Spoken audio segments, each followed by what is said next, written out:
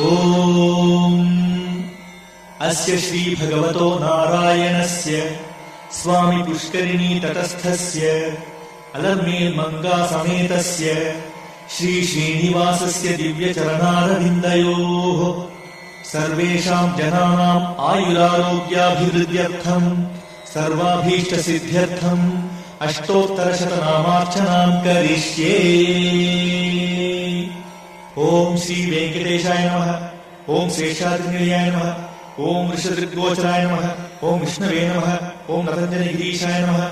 ओम वृषाद्रिपदये नमः। ओम मेरुपुत्रगिरीशाय नमः। ओम नरस्यामितजुषे नमः। ओम कुमारकल्पसेव्याय नमः।